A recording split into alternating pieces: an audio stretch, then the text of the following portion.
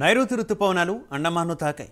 ప్రస్తుతానికి మాల్దీవులు, కొమోరిన్, దక్షిణ బంగాళాఖాతంలో విస్తరించాయని భారత వాతావరణ శాఖ తెలిపింది. ఏడాది ప్రీ మాన్సూన్ సీజన్లో తొలి అల్పపీడనం ఏర్పడనుందని ప్రకటించింది. మే 22 నాటికి నైరుతి బంగాళాఖాతంలో అల్పపీడనం ఏర్పడే అవకాశం ఉందని వాతావరణ శాఖ చెప్పింది. దక్షిణ ఛత్తీస్గఢ్, తెలంగాణ, రాయలసీమ మీదుగా సగటున సముద్ర మట్టానికి 3.1 కిలోమీటర్ల ఎత్తులో ఉన్న ద్రోణి బలహీనపడుతున్నట్లు అధికారులు తెలిపారు. ఆంధ్రప్రదేశ్, యానాంలో ఆగ్నేయ నైరుతి దిశగా గాలులు వీస్తాయని తెలిపారు.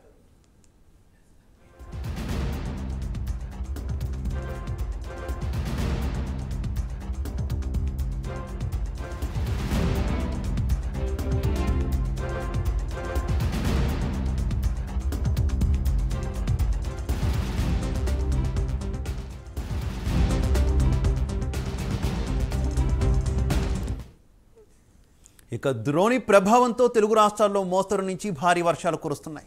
ఆంధ్రప్రదేశ్లోని పలు జిల్లాల్లో తేలికపాటి నుంచి ఒక మోస్తరు వర్షాలు, పలు చోట్ల ఉరుములతో కూడిన జల్లులు కురుస్తున్నాయి. 1-2 చోట్ల భారీ వర్షాలు కురిశాయి. బలమైన ఈదురుగాలులకు గంటకు 30 నుంచి 40 కిలోమీటర్ల వేగంతో వీచే అవకాశం ఉందని అమరావతి వాతావరణ కేంద్రం చెప్పింది. రేపు ఎల్లుండి తేలికపాటి నుంచి మోస్తరు వర్షాలు, ఉరుములతో కూడిన జల్లులు కురిసే అవకాశం ఉంది. కోస్తాంధ్ర, రాయలసీమలో సోమ, మంగళవారాల్లో తేలికపాటి నుంచి ఒక మోస్తరు వర్షాలు లేదా ఉరుములతో కూడిన జల్లులు కురిసే అవకాశం ఉంది. ఉత్తర కోస్తాంధ్రలోని పలు జిల్లాల్లో మోస్తరు వర్షాలు కురిశాయి. ఆకాశం మేఘావృతమై ఉంది.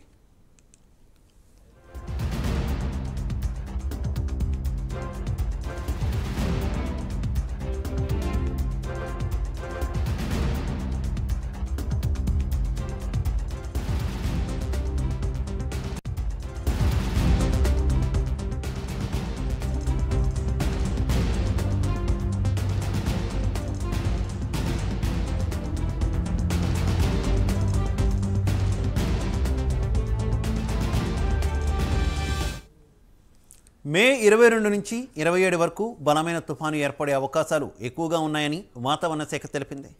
కాకినాడ నుంచి వైజాగ్, పూరి వరకు కోస్తా తీరంపై తుఫాను ప్రభావం చూపే అవకాశాలు ఎక్కువగా ఉన్నాయి. ఉపరితల ఆవర్తనం ద్రోణి ప్రభావంతో మే 22వ తేదీ నాటికి నైరుతి బంగాళాఖాతంలో అల్పపీడనం ఏర్పడే అవకాశం ఉందని అధికారులు తెలిపారు. మే 24 నాటికి వాయుగుండం మారే అవకాశం ఉంది. వాయుగుండం ప్రభావంతో ఆంధ్రప్రదేశ్, తెలంగాణలో వర్షాలు కురుస్తాయన్నారు.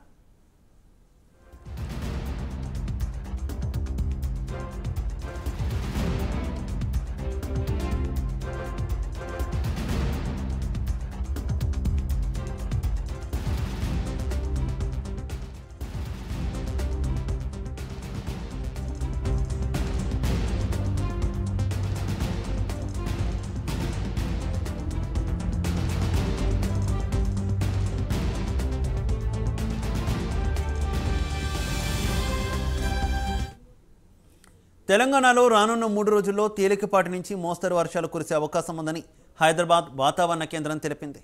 నేడు రాష్ట్రంలోని పలు జిల్లాల్లో ఉరుములు, మెరుపులతో కూడిన వర్షంతో పాటు గంటకు 30 నుంచి 40 కిలోమీటర్ల వేగంతో ఈదురుగాలులు వీచే అవకాశం ఉంది. నైరుతి రుతుపవనాలు అండమాన్ను తాకాయని ఇవాళ మాల్దీవులు, అలాగే కొమరిన్ ప్రాంతంలో కొంతమేర, దక్షిణ బంగాళాఖాతం, నికోబార్ దీవులు, దక్షిణ అండమాన్ సముద్రంలోని కొంతమేర విస్తరిస్తాయని హైదరాబాద్ వాతావరణ కేంద్రం చెప్పింది.